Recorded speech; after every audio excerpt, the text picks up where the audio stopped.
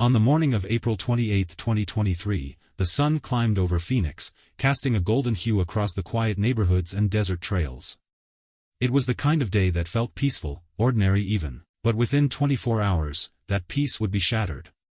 On the Reach 11 Trail, a popular hiking spot nestled in North Phoenix, something unthinkable happened.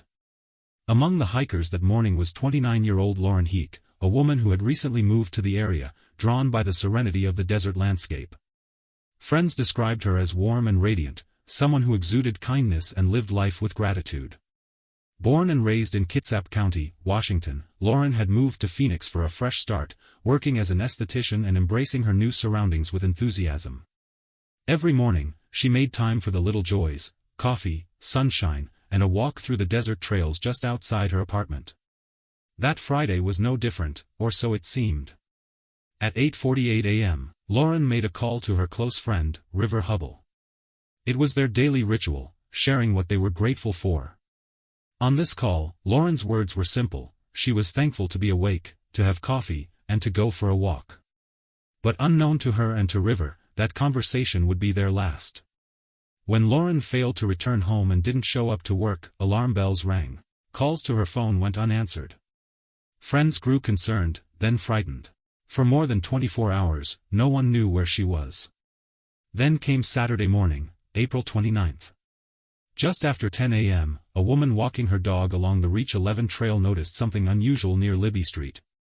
Tucked behind thick desert brush, near a barbed wire fence, was what looked like a person lying motionless in the sand. She approached cautiously and realized the truth.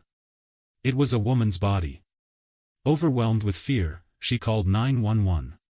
That emergency call, later released by Phoenix police in October 2024, captured the raw panic in her voice. The dispatcher confirmed what the woman feared: the body had likely been there for some time. It was Lauren. First responders arrived expecting perhaps a case of heat exhaustion or an accidental fall. But what they found told a darker story. Lauren's body had been hidden, concealed by bushes, her clothes torn, blood visible beneath her sports bra. Scattered belongings suggested a violent encounter. This was no accident. Someone had attacked her, left her there, and walked away. The discovery sent shockwaves through the community. The Reach 11 Trail, usually a symbol of peace and solitude, had become the scene of a crime that felt both random and deeply personal. Who would want to harm Lauren? Was it someone she knew? Or was she targeted by a stranger? As investigators combed the scene and retraced Lauren's steps, the questions multiplied. The trail, once familiar and safe, now held scattered clues, none of them offering easy answers. Lauren Heeke wasn't just another headline. She was a daughter, a friend, and a woman who spent her days helping others feel beautiful and confident. She had moved to Phoenix to start anew, to build a life that was full of promise. Instead, she became the victim of a senseless act that still confounds a city searching for answers. The tragedy of her death isn't just in the loss of life, it's in the way it unfolded, quietly and brutally, in a place she loved. And yet, even in tragedy, her story demands attention, not just for justice, but for understanding. Who was watching Lauren that morning? Was her routine known to someone else? Could this have been prevented? As we dig deeper into the investigation, those closest to her cling to memories of laughter, shared gratitude, and a spirit that lit up any room. The trail may hold the key to what happened that day, but Lauren's story is about far more than that. It's about the loss of someone who deserved so much more and the questions that still hang heavy in the desert air. When first responders reached the scene on the morning of April 29th, it was clear this wasn't a rescue, it was the beginning of a full-scale homicide investigation. Lauren Heeke, missing for over 24 hours, was found lifeless near the Reach 11 Trail, and the tranquil stretch of desert that had once brought her joy was now the center of a chilling mystery. That same morning, Lauren's friend River Hubble was spiraling with worry. The day before, they had missed their daily gratitude check-in, a small but sacred routine between the two. When she didn't respond to his messages and then failed to show up for work, his concern turned to dread. As River called police, his worst fears were being confirmed. The community was shaken. This hadn't happened in some isolated canyon. The Reach 11 Trail is not a remote, forgotten path. It's a familiar place nestled near Scottsdale Road and Mayo Boulevard, where residents hike, jog, and walk their dogs in full daylight. People feel safe there. That's part of what made the discovery of Lauren's body so disturbing. The woman who found her wasn't a stranger to the area. Her husband had even waved at Lauren during her hike that morning. They didn't know her personally, but they recognized her. And now, the same woman was sobbing through a 911 call that would break this case open and place her at the center of a story that gripped the valley for months. What followed in the days ahead added layers of fear and confusion. Police began receiving additional calls, 3 more, to be exact, describing a suspicious man seen lurking near the trail. Witnesses said he didn't look like a hiker. He wasn't out there for nature. His behavior stood out. He was described as wearing dark clothing, standing between 5 feet 8 inches and 6 feet 0 inches, and carrying a backpack. These sightings aligned with the suspected timeline of Lauren's disappearance. It was now clear to investigators that the attack likely happened on the morning of April 28, sometime between 10 and 11 a.m., a time when the trail was active but not overly crowded. The spot where Lauren was found was just out of view, behind thick brush and near a barbed wire fence, suggesting the attacker chose a place where he wouldn't be seen. Phoenix police moved quickly, deploying forensic teams to scour the scene. Among the items recovered were Lauren's shoe, lying near the fence, and several of her belongings scattered across the sand. Investigators suspected a violent struggle. The damage to her clothes suggested she may have fought back. The possibility that she tried to escape, perhaps even climbing the fence, added a haunting detail to the timeline. When her shoe was sent to the lab, the case took a critical turn. DNA was found on the shoe, DNA that did not belong to Lauren. But science takes time, and in the meantime, detectives hit the streets. They canvassed the area, speaking to hikers, neighbors, and anyone who had been near Reach 11 that Friday morning. Several days into the investigation, the pattern grew clearer. More 911 calls came in, more reports of a man acting oddly near the trail, and descriptions began to align. Then, on May 2, a significant break emerged. Police obtained blurry surveillance footage from a camera near the trail. It showed a man running through the desert, not jogging, but sprinting. His backpack bounced wildly as he moved, and the timestamp placed him near the area at the exact time Lauren vanished. Police released the footage to the public, labeling him a person of interest. The response was immediate. Tips flooded in. Several people claimed they had seen the man before. One mentioned a small, sharp pocket knife he often carried, something that could very well connect him to the crime scene. Investigators didn't stop there. They began piecing together Lauren's routine, probing her personal and professional life. Was this a random attack, or had someone been watching her? Had her daily walks, her peaceful ritual, somehow drawn attention from the wrong person? At a press conference on May 3, Lieutenant James Hester of the Hate Crimes Unit addressed the public. He acknowledged the brutality of the crime and hinted that it may have been impulsive, yet nothing was ruled out. The pressure to find the person responsible was mounting, not just from the police department but from a grieving community. Then came the breakthrough. The DNA found on Lauren's shoe matched a profile in a national criminal database. The man was in his early 20s and had a history, though at first, police kept his identity under wraps to avoid tipping him off. Meanwhile, the emotional weight of the case came to the forefront. At the same May 3 press conference, Lauren's parents, Jeff and Lana, stood beside the investigators. Lana's voice broke as she addressed the cameras. She was my little girl. Their public plea for help stirred the community, and the tips kept coming. One caller mentioned a man behaving erratically in the days following the murder. He lived less than a mile from the trail. Another tip revealed he'd recently lost his job after making co-workers feel uncomfortable. Slowly, the pieces were coming together. But while investigators were getting closer, bringing him in wouldn't be simple.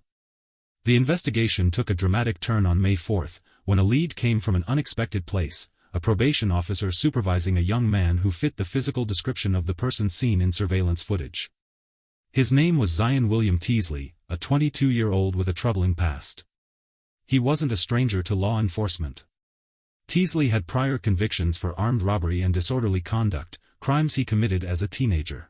More disturbingly, he lived just minutes from the Reach 11 trail, in Scottsdale, and had recently been fired from a job for allegedly being violent toward female co-workers. When police pulled his file, every detail deepened their suspicion. But they didn't move in immediately. Instead, they placed him under surveillance. Then came the game changer. Officers learned that Teasley had purchased a plane ticket to Detroit, set to depart on May 5. Time was running out. Colleagues from his former job confirmed his identity, recognizing him as the man in the video. "Yeah, that's him," one coworker told detectives. The evidence was aligning fast: DNA, witness accounts, surveillance footage. All roads now led to Zion Teasley. By Thursday night, just 6 days after Lauren was found, Phoenix police were ready. They had quietly built their case in less than a week. At 6:30 p.m., they descended on Teasley's apartment. Bodycam footage captured the tense moments. Officers pounding on the door, shouting commands. Zion emerged with his hands up. The arrest was swift and clean, over in under 10 minutes. It was a textbook takedown. But the story behind Zion Teasley was far more complex. Born in 2000 in Scottsdale, he had once appeared to be turning his life around. He'd even enlisted in the Marine Corps, but never made it through training. The Marine Corps confirmed he started boot camp in March 2019 but was discharged just 3 months later, in June. No details were given. After that, his life drifted. He held a string of short-lived jobs at fast food chains and retail stores, none of which lasted long. And there were warning signs, especially from women who worked with him. One former manager at Primo's recounted how Teasley lost control and struck a female coworker. He was quickly fired. Many described him as unstable and aggressive, prone to sudden outbursts. These weren't just red flags. They were signals missed by a system that failed to intervene. Inside his apartment, police found more than just clothing and a backpack matching the footage. They discovered a small, sharp knife consistent with the injuries Lauren had suffered. It was a chilling piece of the puzzle. On May 5, Zion Teasley was booked into the Maricopa County Jail on multiple charges: first-degree murder, robbery, and tampering with evidence. Investigators also suspected he had stolen something from Lauren at the time of the attack. During questioning, Zion initially denied being anywhere near Reach 11 that day. But when confronted with the mounting evidence, his DNA on Lauren's shoe, the surveillance footage, the witness tips, he shut down, refusing to cooperate. Still, the case continued to unfold around him. Silent witness tips painted a clearer picture of his behavior before and after the crime. One neighbor recalled seeing him pacing nervously near the trail in the days prior. Another hiker reported hearing him argue with someone near the brush. Detectives now suspect Zion may have scoped out the trail the day before the murder, possibly even selecting a hidden location to strike. By May 6, Phoenix police went public with what they knew. In a press briefing, Lieutenant James Hester addressed the city with a calm but firm message: "We believe this was an accident." The suspect had no previous connection to the victim. Standing silently beside him were Jeff and Lauren Heeke, Lauren's parents, faces etched with sorrow. Their daughter's life had been stolen in a place she loved, on a trail she trusted. And while police had their suspect, the questions that remained were far more difficult. What led Zion Teasley to that trail? Why Lauren? And how many other warning signs were overlooked before it was too late? As the community came together in the aftermath of Zion Teasley's arrest, Lauren's father, Jeff, offered a heartfelt message to those who had come forward with tips: "It's because of you we got him." But while the suspect was behind bars, the case was far from over. Teasley now sat in jail, facing charges that could define the rest of his life. For Lauren's family and friends, his arrest brought a sense of relief, but it wasn't justice, at least not yet. The long road through the legal system had just begun. His murder trial was set for October 28, 2025, in Maricopa County Superior Court. In the meantime, both the prosecution and defense were preparing for a high-stakes courtroom battle. The evidence was strong: DNA found on Lauren's shoe, surveillance footage of a man running through the desert, and witness reports all pointed toward Teasley. But his defense team was combing through every detail, analyzing cell phone records, GPS data, and the pocketknife found in his apartment. What might seem like a straightforward case was quickly becoming one of the most watched in the state. Back in May 2023, Lieutenant James Hester had told reporters that the attack appeared to be impulsive, calling it an accident, given that Zion and Lauren were complete strangers. But things changed in December of that year, when Maricopa County Attorney Rachel Mitchell announced she would seek the death penalty if Teasley were convicted. That decision shifted the tone of the case dramatically.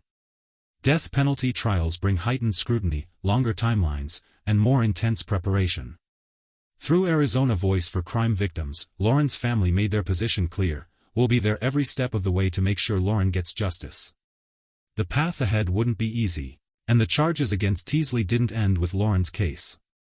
In July 2024, the Maricopa County Attorney's Office added new counts linked to a 2020 assault and burglary, another attack involving a knife and a nearby victim. Then, in February 2025, a bombshell report from 12 News revealed that Teasley had also been charged with 10 counts of misconduct with minors for alleged behavior dating back to 2019 and 2020. Although those charges were later dropped, court records showed that he had admitted to sending inappropriate materials, further deepening concerns about his past. The portrait emerging was that of a man with a long, violent history: armed robbery in 2018, probation during the time of Lauren's murder, and now these deeply troubling allegations. Teasley had initially been released on a $1 million bond following his first court appearance, but that freedom didn't last long. A probation violation sent him back into custody, where he remained as the trial date loomed. For Lauren's loved ones, the wait has been agonizing. The evidence was there: DNA, video footage, and the testimonies of former co-workers who described his disturbing behavior toward women, but trial proceedings dragged on. In May 2024, ABC 15 interviewed Jeff and Lauren Heeke. Their grief still felt raw. 2 Christmases had passed without Lauren. Justice, it seemed, was suspended in time, delayed, but not forgotten. Now, with the trial set for October 2025, they prepare once again to face the man accused of taking their daughter's life, holding on to hope that the truth will finally be heard in court.